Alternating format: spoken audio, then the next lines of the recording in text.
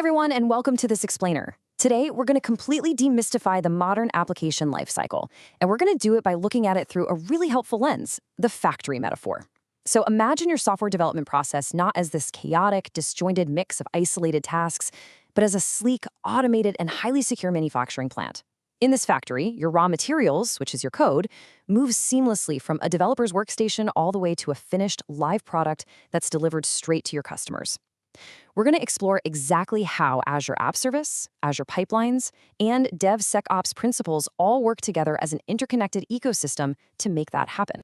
But, before we get into the actual mechanics of our factory, let's talk about why you should even care about modernizing your infrastructure in the first place. Well, how about this?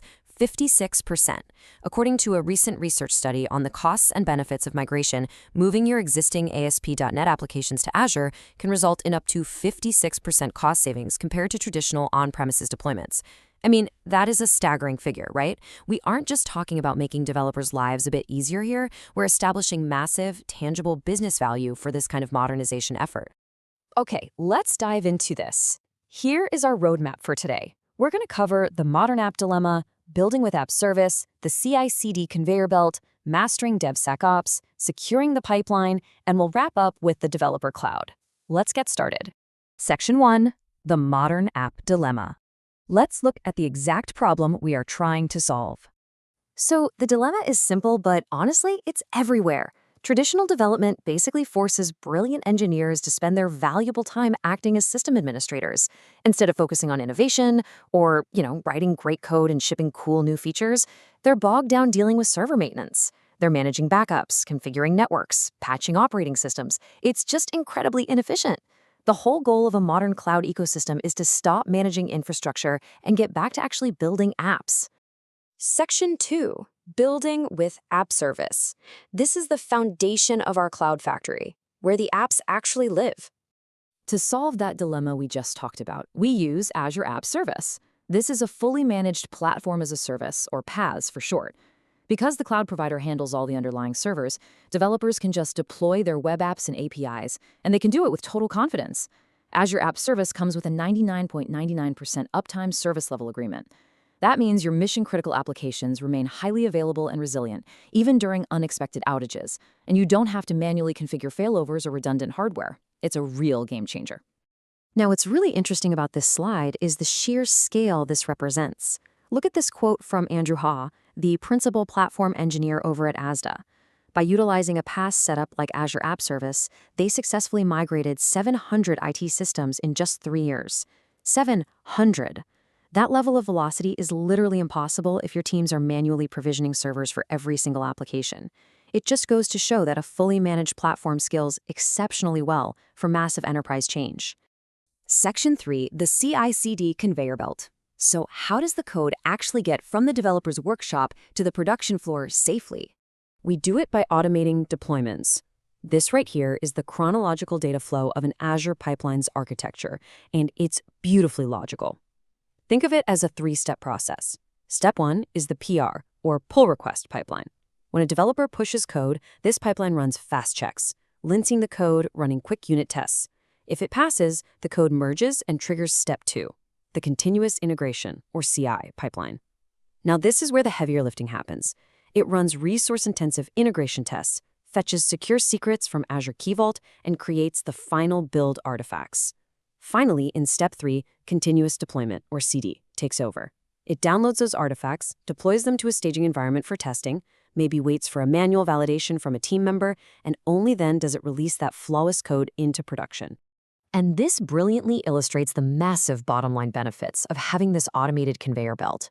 Because absolutely everything is tested and deployed systematically, you get vastly shorter release cycles. Some organizations are literally deploying multiple times a day. Quality gates ensure better code quality, which naturally decreases the risk of releasing bugs.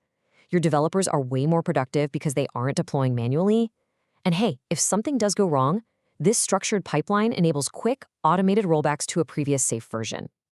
Section 4, Mastering DevSecOps. We have velocity now, but velocity without safety is just a fast way to crash.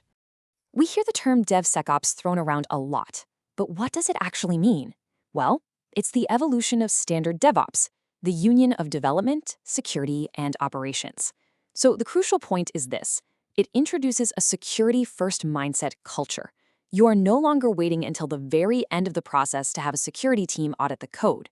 Instead, you're automating security into absolutely every phase of the software development lifecycle, from the initial design whiteboard all the way to final delivery. Security is embedded, it is not bolted on as an afterthought. To give you an idea of how seriously this embedded security is taken at the foundational level, look at this number, 34,000.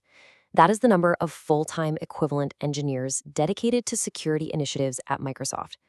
When you build on a platform like Azure, you are inheriting the output of an incredibly massive, specialized security workforce that is constantly hardening the underlying infrastructure against emerging threats.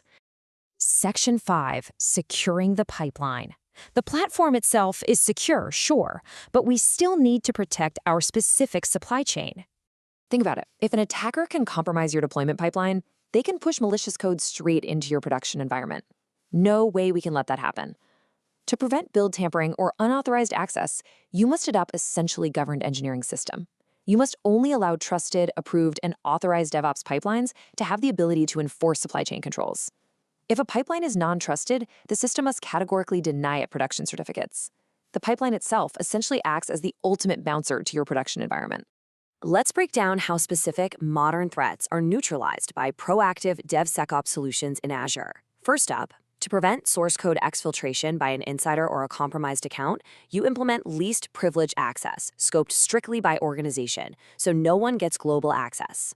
Second, to fight against compromised compilers and build machines, you produce verifiable build manifests. These use cryptographic hashes to basically guarantee the binary hasn't been tampered with. Finally, against compromised credentials, you enforce multi-factor authentication, strict device policies, and endpoint protection for all developer workstations. Section 6, the developer cloud. We've built the factory, automated the belt, and locked the doors. Now let's talk about continuously monitoring the operation. Let's move to and see how this builds into a posture of continuous observability. Using tools like Microsoft Sentinel, you can detect and respond to suspicious activities across your entire developer cloud.